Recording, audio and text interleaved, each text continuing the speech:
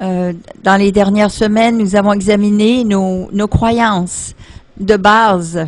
Si nous voulons vraiment faire la volonté que Dieu nous donne, nous devons aussi savoir c'est quoi les outils et les ressources que nous avons pour accomplir la volonté de Dieu.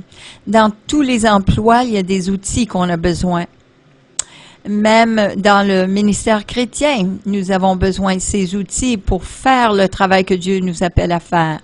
Et j'espère que ce sera le cas, que vous allez recevoir tout ce que vous avez besoin pour vivre votre vie chrétienne victorieusement, à l'école, au travail, dans votre emploi, dans votre travail et aussi à la maison, dans votre famille. Il y a des choses que j'aimerais souligner en particulier, et ça serait de prier à partir de notre alliance avec Dieu. Et comme révision, j'aimerais partager certaines choses avec vous en révision. Ce que nous avons déjà discuté ensemble, c'est de prier avec de bonnes intentions. 2, c'est de prier avec une bonne compréhension que Dieu a déjà agi. Et il a déjà agi. Alors, on n'essaye pas de bouger Dieu, de le pousser, mais de croire qu'il a déjà agi. Nous devons aussi prier avec une bonne perspective, de croire et de recevoir. Dieu ne peut pas être trompé. C'est de comprendre ce qu'il a fait. Qu'est-ce que l'Alliance comprend pour nous et de recevoir ce qu'il a pour nos vies. Le 4e, c'est nous devons prier à partir d'une vie de communion avec Dieu, pas juste 10 minutes de temps en temps. Si ça ne fonctionne pas avec vous, c'est de prendre le temps. C'est pas de donner quelques minutes à Dieu, même 6 heures. C'est pas ça que Dieu veut. Dieu veut une communion continuelle avec lui au travers de votre journée. 5e, nous devons prier la solution et non le problème. On ne veut pas ajouter au problème, prononcer le problème, parce que lorsque nous faisons cela, nous rendons le problème plus grand. Mais nous devons prier la solution. Et 6e, nous devons prier à partir d'une compréhension de la nouvelle alliance. Avant d'entrer dans ce sujet, il y a quelque chose qui s'est produit cette semaine et j'aimerais qu'on comprenne cela dans le contexte de ce que nous allons apprendre aujourd'hui. C'est d'avoir à communier, de savoir de quelle position. Comme Genèse 3:8 nous dit, « Alors ils entendirent le Seigneur Dieu qui parcourait le jardin avec la brise du soir. » Voilà Adam et Ève qui étaient dans le jardin. Ce n'est pas une expérience d'extase, c'était pas des visions, des tremblements, ce genre de choses, mais c'était comme une communion douce, tranquille, paisible. Et la raison pourquoi je dis cela, c'est parce qu'il y a beaucoup de choses qui se passent avec la nouvelle génération et ça me trouble.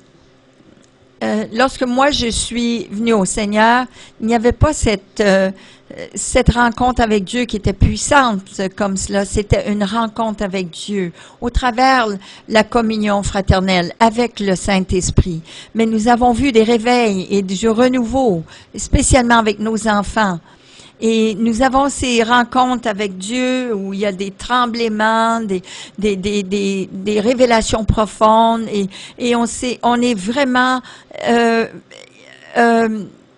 chaviré par la puissance de Dieu et sa présence.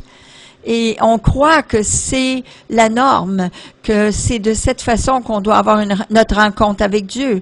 Et si ce n'est pas le cas, on pense qu'on est rétrograde.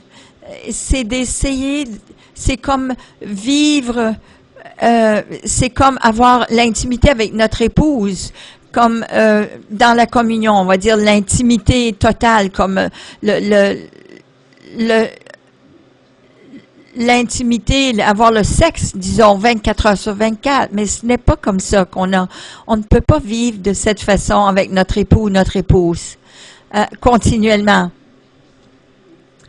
peut-être vos enfants vous regardent et parce que vous êtes là et vous tenez votre main, vous tenez les mains ensemble, les enfants vont peut-être penser que vous n'êtes pas intime. Et moi, je me rappelle, lorsque j'étais petit, ma mère et mon père se tenaient la main. Et on a l'impression, on mesure la communion fraternelle, on mesure la spiritualité d'une personne par les tremblements et la puissance de Dieu sur une personne. Mais ce n'est pas comme ça. Ça peut être juste tranquille et doux et dans le silence. Et ça peut être aussi profond dans le Seigneur. Si vous essayez d'être extatique dans le Seigneur 24 heures sur 24, vous allez brûler. Et votre relation ne durera pas parce qu'il y a différents niveaux de relation, d'intimité avec Dieu.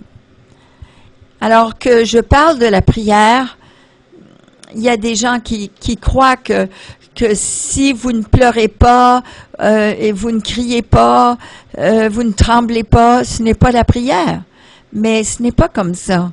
Il y a des moments où, oui, on doit vraiment presser, on doit poursuivre avec Dieu.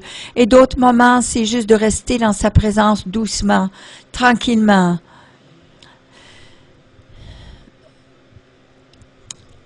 Et on peut ressentir la présence de Dieu dans cela. N'essayez pas de vivre votre vie avec Dieu à un niveau extatique continuellement, mais apprenez à vivre des moments intimes avec lui de différentes façons et de communier avec lui à différents niveaux. Et apprenons à communier aussi, autant avec nos épouses, nos époux.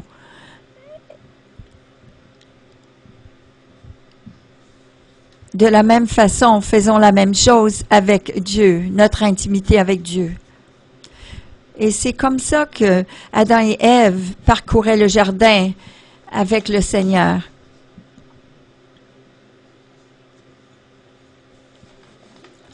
J'ai entendu bien du monde dire ceci, et je vais peut-être embrouiller votre façon de penser.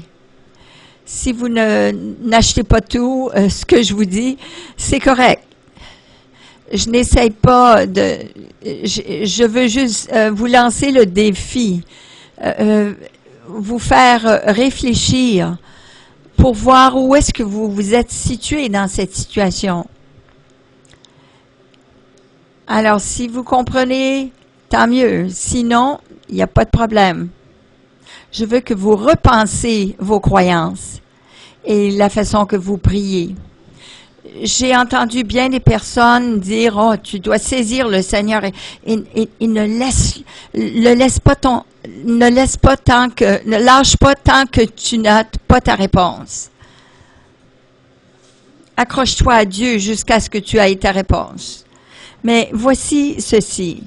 Si votre Père Céleste n'a pas déjà pourvu par sa grâce, eh bien, votre foi ne peut pas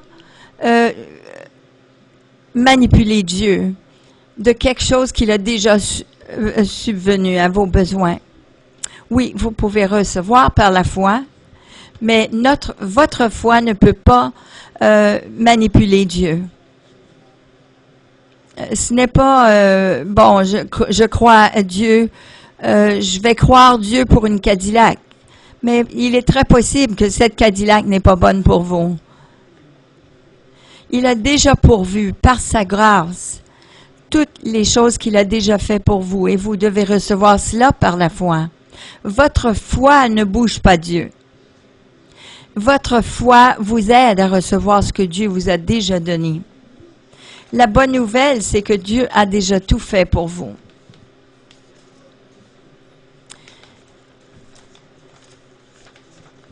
Dieu les a déjà donnés. Éphésiens 1:3 nous dit ceci: « Béni soit le Dieu et Père de notre Seigneur Jésus-Christ qui nous a bénis de toute bénédiction spirituelle dans les lieux célestes dans le Christ. » Ce n'est pas 1 million de mille. Non, le royaume de Dieu est ici présent dans notre milieu.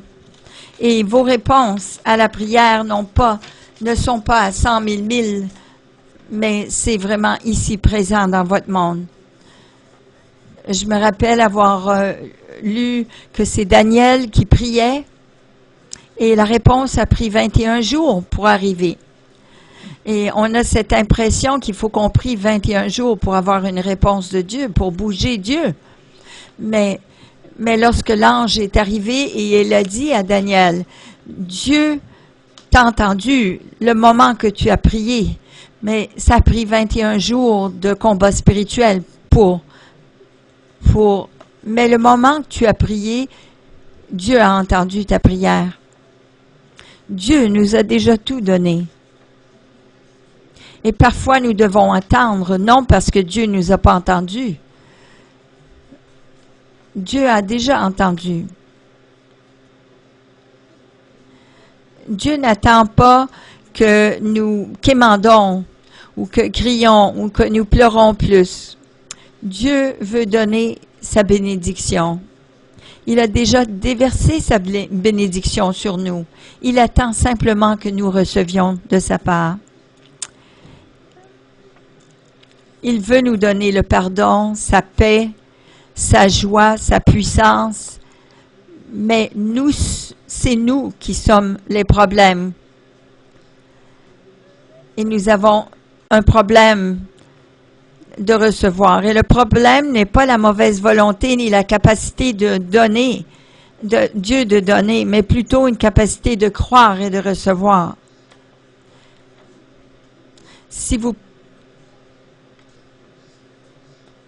Oui, peut-être que vous priez pour une guérison, mais vous croyez que Dieu doit avoir un but pour la raison pourquoi vous êtes malade. Ce n'est pas le fait que Dieu a besoin de nous punir pour avoir notre attention. Voici un problème. Si Dieu n'avait pas besoin de notre coopération, tout le monde serait guéri. Il n'y aurait pas de maladie.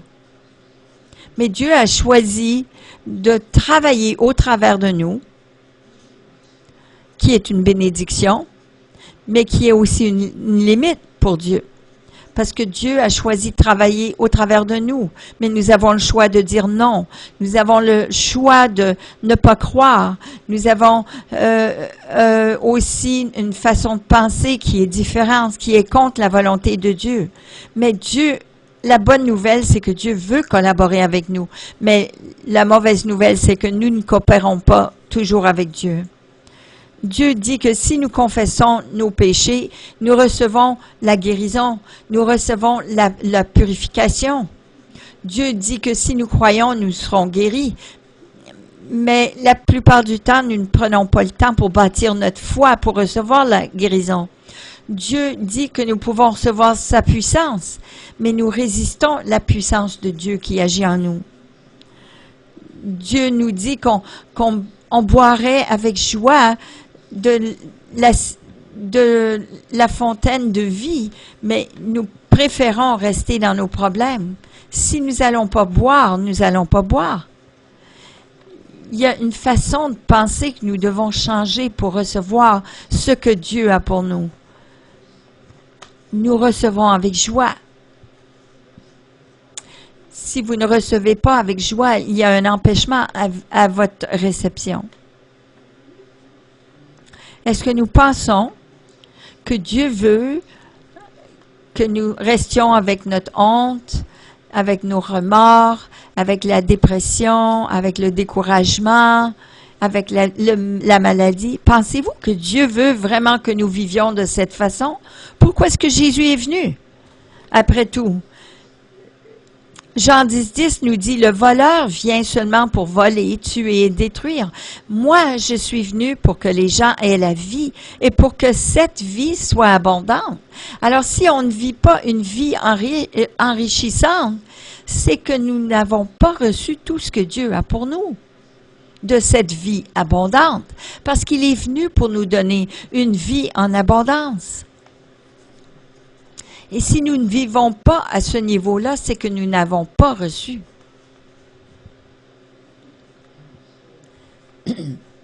J'entends toujours les gens dire, souvent, « Oh, l'Église est vraiment dans un grabuge et vraiment c'est sec, c'est mort.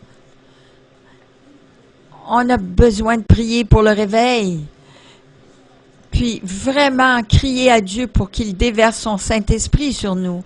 Mais savez-vous ce qu'on est en train de dire réellement? C'est que Dieu ne veut pas que l'Église soit ravivée. Que Dieu a refusé de donner sa fontaine d'eau. Mais en quémandant, on peut vraiment le convaincre de nous donner ses réveils. Actuellement, ce qu'on est en train de faire, c'est de blâmer Dieu pour l'état de l'Église. Parce que si Dieu voulait vraiment faire cela, il le ferait. Mais c'est évident, il ne veut pas. Mais on va essayer de changer sa façon de penser, en priant, en quémandant. Lorsqu'on parle de cette façon, on doit vraiment réfléchir à ce qu'on parle, les choses qu'on dit. Il faut qu'on réfléchisse vraiment là-dessus. Parce que si on parle de cette façon, c'est qu'on est en train de dire que Dieu refuse de déverser son Saint-Esprit sur nous, à moins que nous quémandons à Dieu, que nous implorons à Dieu. Nous pensons que Dieu est en colère contre nous. Si on arrêterait donc si on serait en ordre avec Dieu, si on quémanderait à Dieu, puis on crierait à Dieu pour qu'il nous touche, Dieu le ferait. Dieu ne veut pas nous bénir, mais si on crie assez, il va le faire. Quelle sorte d'idée qu'on a de Dieu? J'ai déjà entendu parler ceci, et souvent, que si Dieu ne juge pas l'Amérique, va falloir qu'il se repente à Sodome et Gomorrhe. Mais la vérité est ceci, que si Dieu juge l'Amérique, il va falloir qu'il demande pardon à Jésus, parce que c'est Jésus qui a payé le prix pour sa colère. Jésus est mort pour mettre le jugement de tout le monde entier sur ses épaules. Hébreux 10, 12 à 14 nous dit ceci: le Christ, par contre, a offert un seul sacrifice pour les péchés, et cela pour toujours. Puis, il s'est assis à la droite de Dieu. Ainsi, par une seule offrande, il a rendu parfait pour toujours ceux qu'il purifie du péché. Jésus a offert sa vie, un seul sacrifice pour toujours, une seule offrande. Alors, si Dieu jugerait une seule personne après la croix, s'il jugerait une personne pour ses péchés, il est en train de démontrer que la mort de Jésus n'est pas assez bonne. Pensez-y. Et il faudrait qu'il demande pardon à Jésus de l'avoir envoyé à la croix. Est-ce que l'Amérique du Nord est pleine de péchés? Oui. Définitivement. Est-ce que Dieu va nous juger pour notre péché? Non. Notre jugement a déjà eu lieu à la croix. Est-ce que nous sommes sans problème? Non. Nous cédons souvent à l'ennemi. Et c'est lui qui prend la place de plus en plus. Et nous aurons à payer un prix pour notre désobéissance, mais ça ne sera pas payé envers Dieu, mais ça va être comme une conséquence naturelle à notre manque de sagesse. Oui, comme une nation, nous avons tourné notre dos à Dieu et nous devons nous repentir de notre façon de vivre qui est vraiment centrée sur soi-même. Mais on n'a pas besoin nous savons que si Jésus a déversé, que Dieu a déversé son Saint-Esprit il y a 2000 ans, alors, écoutez bien, Actes 2, 14 à 17 nous dit ceci. Pierre se leva alors avec les 11 autres apôtres. D'une voix forte, il s'adressa à la foule. Vous, Juifs, et vous tous qui vivez à Jérusalem, écoutez attentivement mes paroles. Maintenant se réalise ce que le prophète Joël a annoncé. Voici ce qui arrivera dans les derniers jours, dit Dieu. Je répandrai de mon esprit sur tout être humain. Oui, il y a 2000 ans, le Saint-Esprit a été déversé sur chaque être humain. Nous n'avons pas besoin de demander à Dieu qu'il fasse cela maintenant.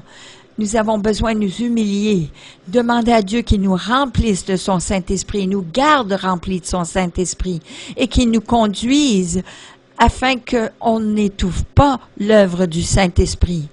On n'a pas besoin de dire, Seigneur, déverse ton Saint-Esprit. On a besoin de dire, viens me remplir à nouveau, Saint-Esprit. Remplis-moi à nouveau. Aide-moi de te servir, t'obéir. Aide-moi à ne pas étouffer ton Saint-Esprit. Il y a bien des gens qui pensent, c'est quoi la différence entre l'Ancien Testament et le Nouveau Testament? Et ils vont dire, oh bien, c'est la page du centre, ce qui sépare l'Ancien du Nouveau dans la Bible. Mais non. Mais en réalité, entre l'Ancien et le Nouveau Testament, presque tout a changé à cause de ce que Jésus a fait à la croix.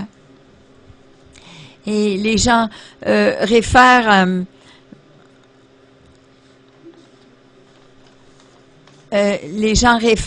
à la destruction de Sodome et Gomorrhe.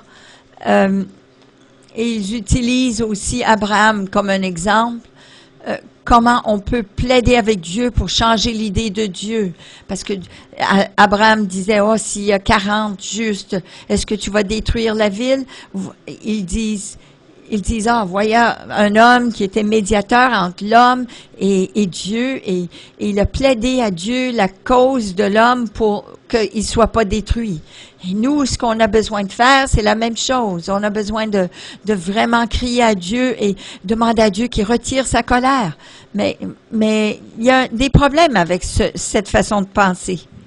Dieu savait s'il y avait 40 ou 30 ou 10 ou 2 personnes justes. Alors, pourquoi est-ce qu'il traitait Abraham de cette façon? Et c'est sûr qu'Abraham n'a pas changé l'idée de Dieu parce que le jugement de Dieu est venu quand même. Mais je crois que Dieu éprouvait la foi d'Abraham pour voir s'il avait vraiment un cœur pour l'homme. Parce que par la suite, il a été appelé à être le père d'une nation qui est devenue la nation juive. Et si une caractéristique pour un patriarche, c'est quelqu'un qui aurait un amour de sacrifice. Et de la même façon, il a demandé de sacrifier son fils, Isaac. C'était une épreuve pour voir si son cœur était vraiment en obéissance à Dieu. Et je crois que c'est ça ce que Dieu nous demande. Même si Abraham essayait d'être un médiateur entre Dieu et les hommes, c'était sous l'ancienne alliance. Mais regardons ce que 1 Timothée 2, 5 à 6 nous dit par rapport aux médiateurs. Car il y a un seul Dieu, ça dit, et aussi un seul médiateur entre Dieu et les humains, l'humain Jésus-Christ, qui s'est donné lui-même en rançon pour nous.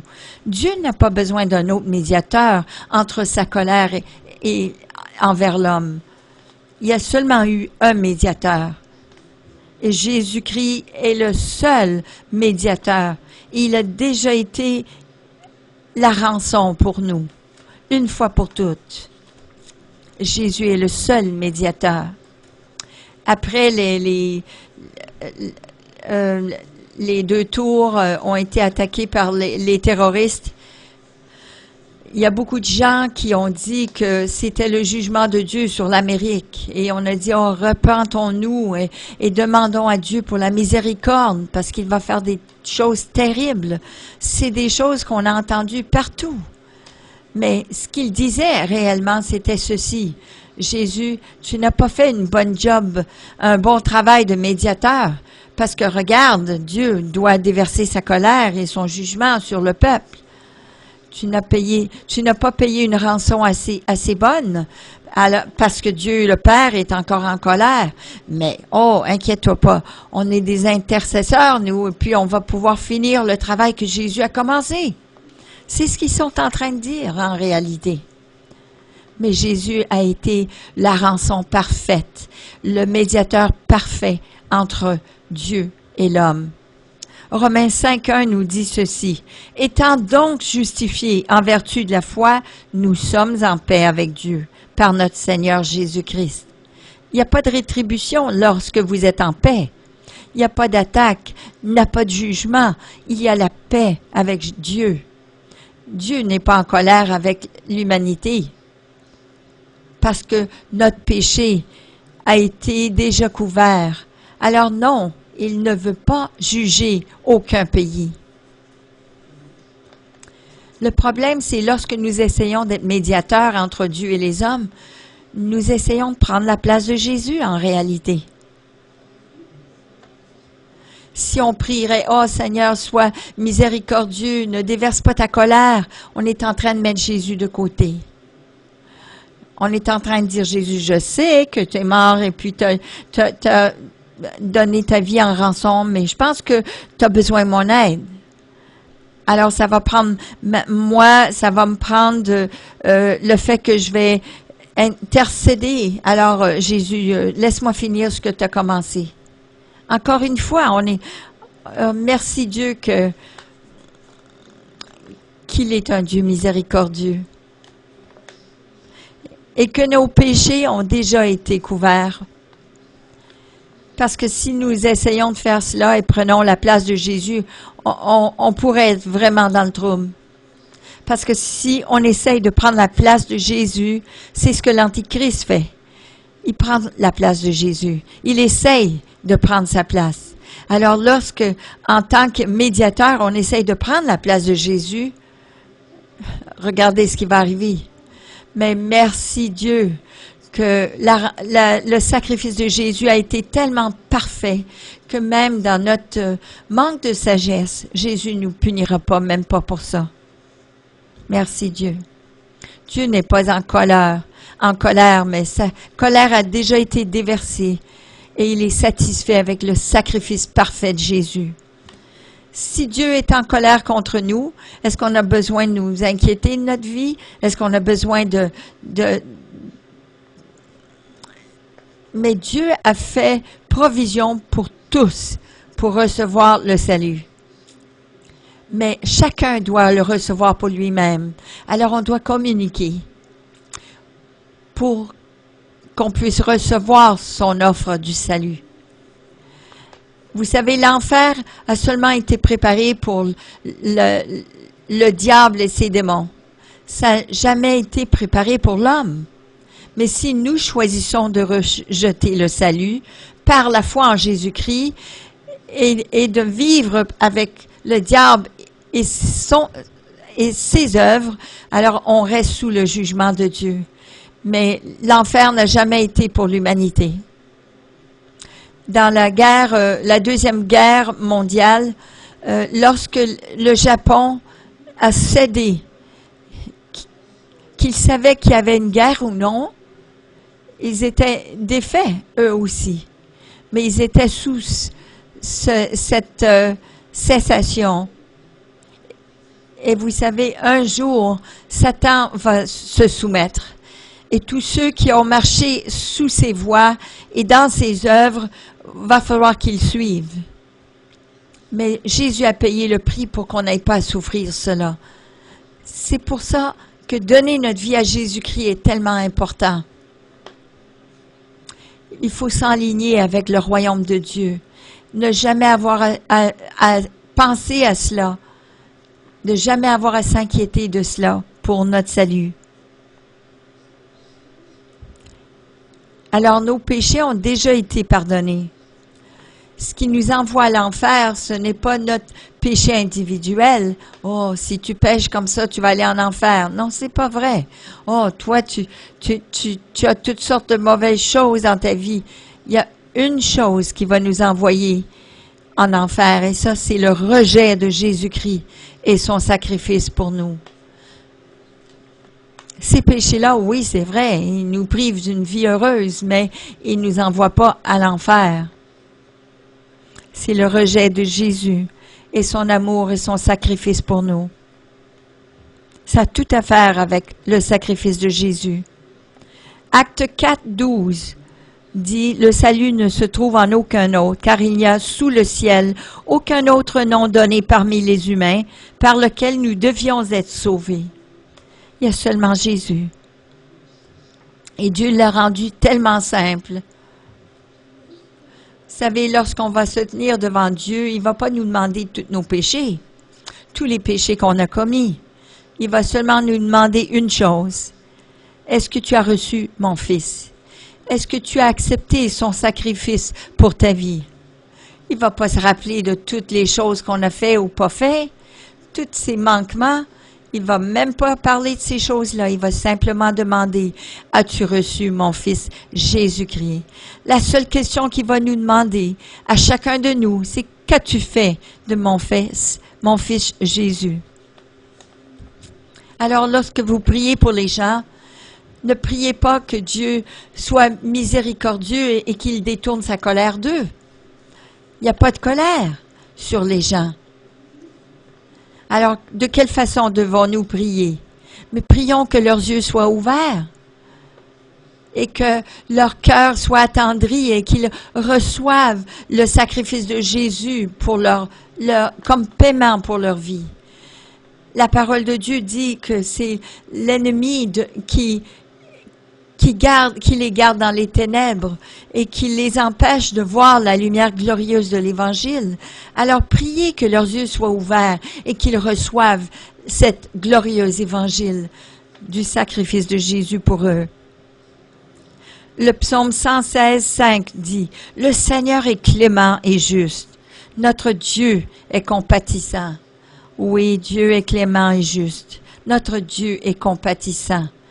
Et à quelle plus forte raison que c'est aujourd'hui, c'est le cas aujourd'hui depuis le sacrifice de Jésus. Dieu est compatissant. Le problème, c'est que les gens disent que Dieu est contre nous et qu'il ne veut pas répondre à nos prières. Alors, c'est pour ça qu'on doit le quémander, le forcer sa main pour qu'il réponde à nos prières. On a une façon distorsionnée de la façon de penser distorsionnée de Dieu. Il y a une théologie distorsionnée de la façon que Dieu il est. On croit, et voici des exemples que j'ai déjà entendus, on croit que Dieu veut que les bébés soient nés avec des défauts parce que on a vécu dans le péché. On croit vraiment qu'il donne le cancer aux gens pour nous enseigner une leçon. On croit qu'il permet les gens de mourir, que Dieu a permis que cette personne dans un appartement meure dans un feu parce qu'il y avait un magasin de porno à côté. Et Dieu a donné son jugement. Alors, comment est-ce qu'on peut approcher le trône de Dieu, de la grâce de Dieu et avoir sa miséricorde et sa grâce si on croit des choses comme cela? Mais parce que plusieurs d'entre nous, on croit cela et on croit que Dieu est comme ça, on croit que c'est nous qui devons nous prendre en main et qu'on doit faire quelque chose pour que Dieu soit miséricordieux.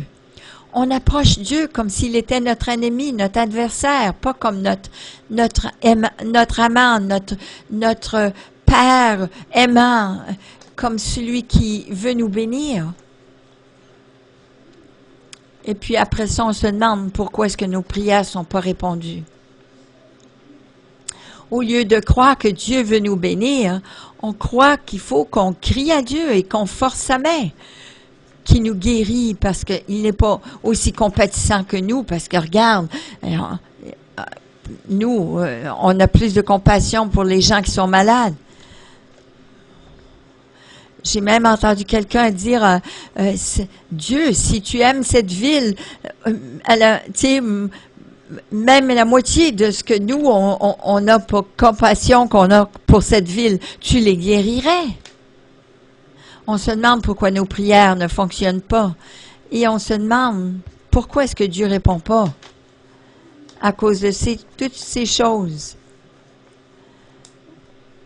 Vous savez, Dieu a fait un travail parfait. 2 Corinthiens 5,14, ça dit en effet, l'amour du Christ nous domine. Dominer, là, c'est propulser comme un canon pour bénir les autres. C'est l'amour de Christ qui nous propulse à aimer les autres, à aller vers les autres.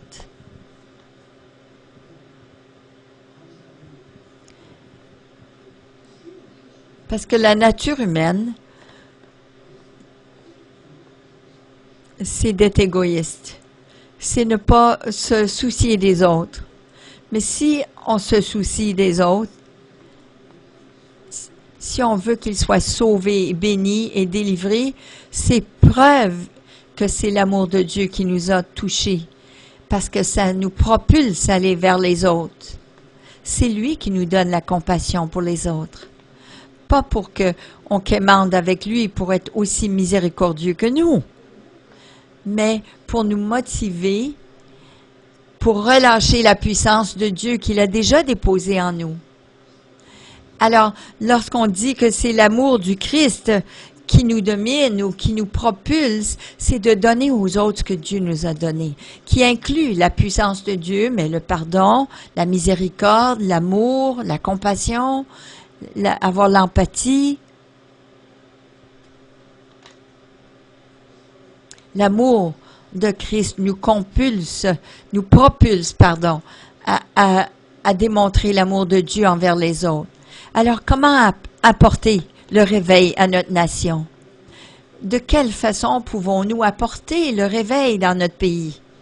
On sait qu'on n'a pas besoin de forcer la main de Dieu, parce qu'il veut le réveil autant que nous.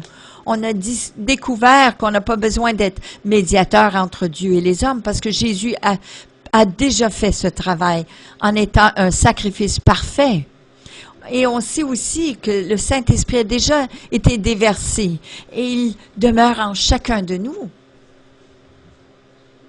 Alors, comment amener le réveil à notre pays? On ne peut pas quémander Dieu. Matthieu 10:8 nous dit ceci. Guérissez les malades, rendez la vie aux morts, purifiez les lépreux, chassez les mauvais esprits. Vous avez reçu gratuitement, alors donnez aussi gratuitement. Dieu a dit à chaque croyant d'aller démontrer la puissance de Dieu, la puissance du royaume envers les autres. Mais au lieu de cela, au lieu de faire cela, ce qu'il nous a commandé de faire, on reste à la maison et on intercède que Dieu, ce qu'il nous a dit de faire. On reste à la maison et on intercède, on demande à Dieu de faire ce que Dieu nous a demandé de faire. On demande, Seigneur, guéris cette personne. Mais le Seigneur nous dit, je t'ai dit, toi, va guérir les malades. Cette personne souffre, elle est déprimée. Seigneur, pourrais-tu faire quelque chose? Mais le Seigneur nous dit, je t'ai dit, toi, d'aller guérir les malades, de chasser les mauvais esprits. Lorsque Dieu nous demande de collaborer avec nous, ça le limite, vous savez, parce que si nous ne le faites pas, nous, on ne collabore pas avec Dieu, ça ne se fera pas, parce qu'il nous a déjà tout donné. Vous comprenez?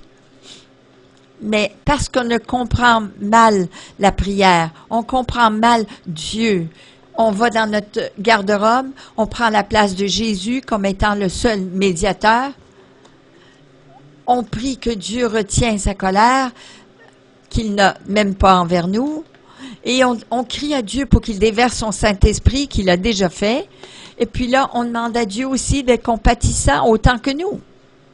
Non, c'est vraiment terrible. Et j'essaye là, j'essaye vraiment là, que vous compreniez cela. C'est pour cela, je vous montre que c'est pas de la façon qu'on doit prier. Comment pouvons-nous vraiment voir le réveil à notre pays? On doit sortir de nos garde-robes. Au lieu de rester dans nos garde-robes et prier, oui, on a besoin de faire cela. On a besoin d'un endroit secret où on se réfugie sous les ailes du Très-Haut. Oui, à un niveau, il faut le faire. 1 Pierre 1, 23 nous dit, « La parole de Dieu vous a fait naître de nouveau. Et cette parole n'est pas comme une graine qui meurt. Elle est vivante. Elle ne meurt pas. Elle dure toujours. » La parole de Dieu dit, pour une personne soit née de nouveau, il doit avoir une rencontre avec la parole de Dieu. Cette graine qui ne meurt pas, cette semence qui dure toujours. Alors si on reçoit cette semence impérissable, on doit aussi semer cette semence impérissable dans la vie des autres. Ça ne sert à rien de prier pour le salut de quelqu'un si le salut parvient par cette semence impérissable. Et il faut que quelqu'un le dise. Il ne faut pas juste prier pour la guérison de quelqu'un, mais il faut aussi faire le suivi de cela et dire, veux-tu savoir pourquoi tu as été guéri? Parce que Jésus est mort pour toi et qu'il veut être dans ta vie. C'est une semence impérissable qui est semée. Il faut faire les œuvres de Dieu, mais il faut aussi déclarer et savoir déclarer la parole de Dieu.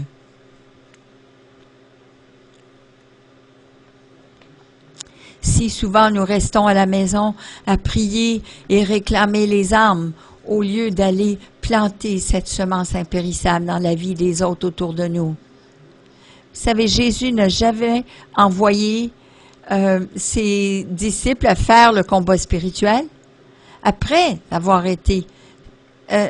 prié, ils sont allés là rencontrer les gens et semer la semence incorruptible de l'Évangile. Alors, nous regardons dans nos notes de la dernière page comment prier. Alors, priez pour la vue spirituelle pour autrui. Voici ce que vous pouvez faire à votre endroit de travail, au Tim Hortons, au McDonald's, ou dans la rue, dans le métro. 2 Corinthiens 4,4 nous dit, « Pour les gens sans foi dont l'intelligence a été aveuglée par le Dieu de ce monde, de sorte qu'ils ne voient pas resplendir la bonne nouvelle de la gloire du Christ. » Le Dieu de ce monde, ce qu'il a fait, il a aveuglé les gens, afin qu'ils ne voient pas l'Évangile glorieuse. Avant de venir à Christ, moi j'étais aveugle. Avant, les gens essayaient de m'harceler avec l'Évangile. Et moi j'étais aveuglée. Jusqu'à ce que les gens soient tellement frustrés avec moi qu'ils ont prié pour moi. Et là, soudainement, mes yeux ont été ouverts. Et là, j'étais ouvert à l'Évangile. Satan aveugle l'intelligence des gens. Et nous devons prendre l'autorité sur lui. Nous devons ordonner que l'aveuglement parte et que les yeux soient ouverts. Puis après ça, on sème l'Évangile. Alors B, priez pour les travailleurs et portez-vous volontaires pour en être un. Luc 10, 2 nous dit, il leur dit, la moisson à faire est grande, mais il y a peu d'ouvriers pour cela. Priez donc le propriétaire de la moisson d'envoyer davantage d'ouvriers pour le faire. Ce que nous prions si souvent, nous disons, « Oh Seigneur, j'ai un bien-aimé à Ottawa, à Toronto, à Québec. Seigneur, je te prie que tu envoies des gens pour leur témoigner. Merci Seigneur. » Ça, c'est correct, cette prière, de venir à une connexion divine pour qu'ils puissent venir à l'Évangile. Mais voici le problème. Il y a des gens à Québec, à Ottawa et Québec qui prient que Dieu envoie des ouvriers à sa famille à Brossard.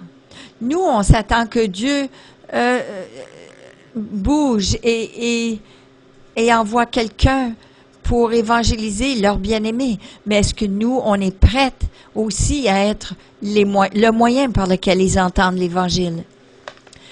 Nous prions pour les chrétiens là-bas. Mais les chrétiens là-bas, ils prient pour les chrétiens ici. Sommes-nous disponibles pour être la réponse? pour semer l'Évangile dans la vie des gens et pour témoigner et gagner des âmes. Alors oui, priez que le Seigneur envoie des gens vers vos bien-aimés, mais soyez des volontaires aussi pour semer l'Évangile ici. Démontrez le royaume de Dieu.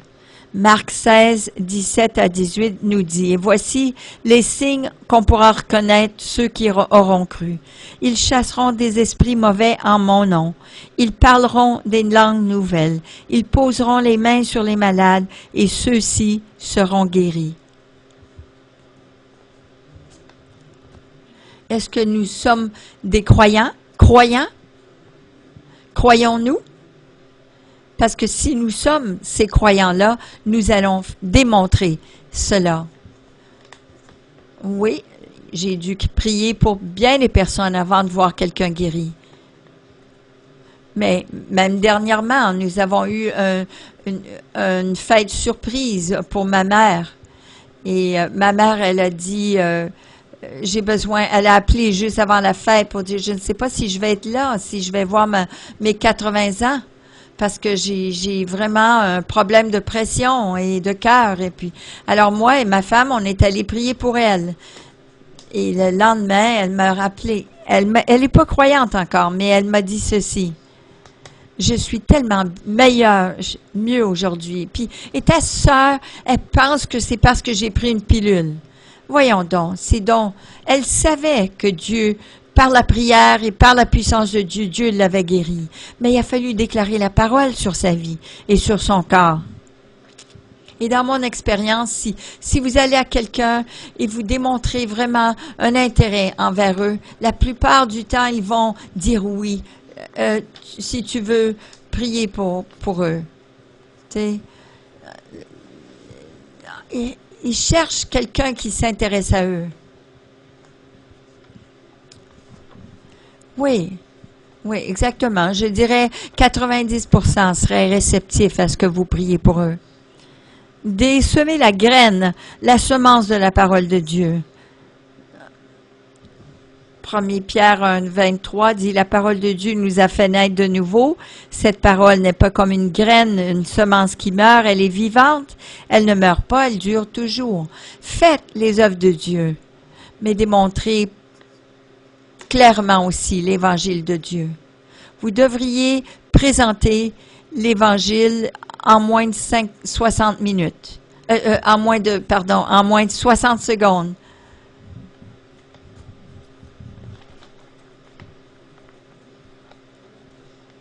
Il y a quelqu'un qui se nomme Craig Rothsell, qui a un programme, il a un réseau d'églises. Il prêche pendant 29 minutes.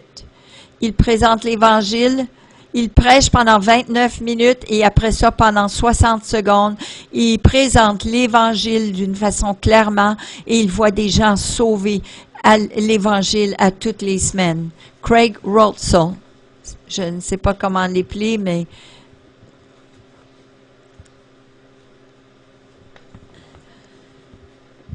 je tenterai de vous donner son link, son lien Internet.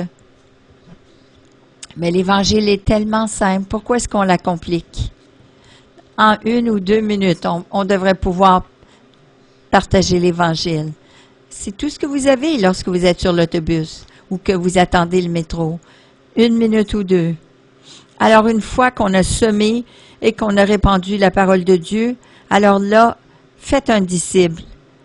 Matthieu 28, 19 dit, « Allez donc auprès des gens de toutes les nations et faites d'eux des disciples. » Ne les abandonnez pas.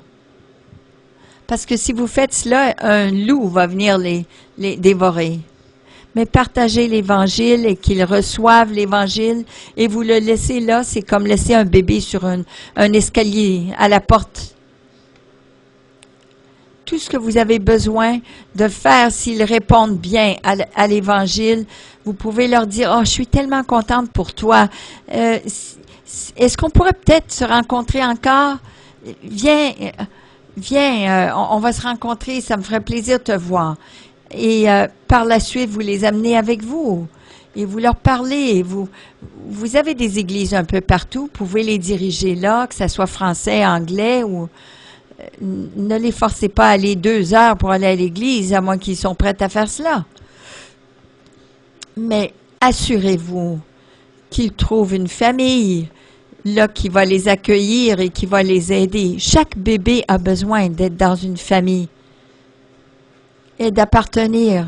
Et on a besoin de les amener là, à Christ, mais dans une famille chrétienne aussi. Pour n'abandonner jamais un bébé en Christ.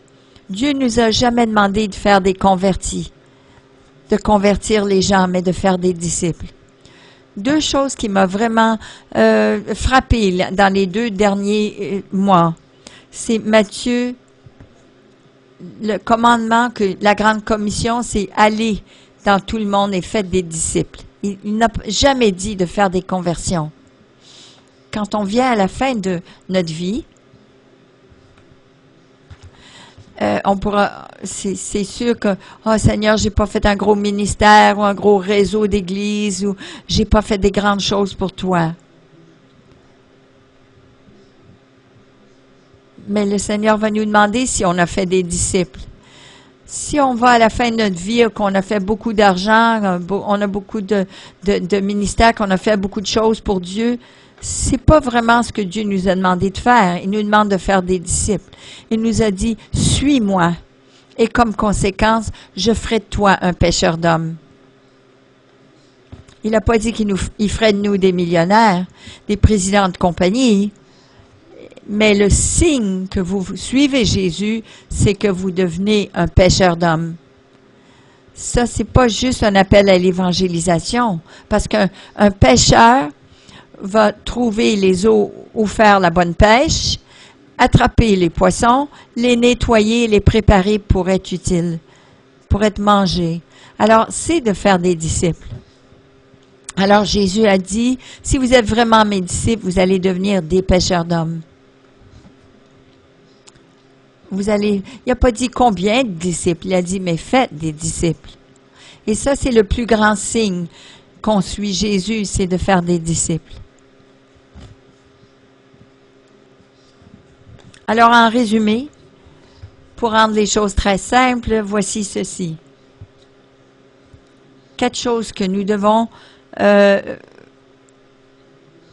si nous voulons voir le réveil venir à cette nation. Il y a 4 choses pour nous donner une vie saine de prière. Numéro 1, c'est croyez. Vous le lisez, croyez-la. Lisez la parole et croyez-la. Croyez que Dieu a déjà agi. Croyez que Dieu a déjà fait quelque chose d'extraordinaire, déjà sur la croix. Que toutes les ressources et les bénédictions du ciel ont été déversées pour notre utilité. Alors croyez-le. Croyez que Dieu a déjà agi et il a fait tout ce qu'il devait faire et que maintenant c'est à nous de faire quelque chose. Numéro 2, recevez. Si vous croyez cela, alors recevez-les par la foi, avec confiance, avec audace, avec soif et faim. Recevez la plénitude du Saint-Esprit, recevez sa bénédiction, recevez sa puissance. Ne soyez pas déprimés, ne soyez pas découragés. Vous savez, on peut tout penser ces choses-là, mais on ne peut pas rester là. Parce qu'on a la joie du Seigneur qui est accessible à nous. Alors, vous allez retirer ces choses-là, vous allez dire, je déclare, je marche dans la joie du Seigneur. Alors, recevez toutes ces ressources. Numéro 3, allez. Sortez de la maison, sortez de votre garde-robe. Après que vous avez reçu les instructions de Dieu, allez et faites les œuvres de Dieu. Et faites et exprimez l'amour de Christ par la puissance du Saint-Esprit. C'est aussi simple que cela. Et vous pouvez faire ça si vous êtes un nouveau chrétien, si vous avez été chrétien longtemps. Ça prend du temps, mais il est temps, il est temps d'être vraiment sur la bonne voie, de recevoir le royaume. de démontrer le royaume et d'établir le royaume là où on va. C'est ça, la vie chrétienne. Et en chemin, d'avoir la joie, d'avoir du plaisir, aider les gens et de voir les vies des gens transformées, de voir les mariages guéris, les gens restaurés. Oui, c'est vraiment un plaisir de servir Dieu. Levons-nous ensemble.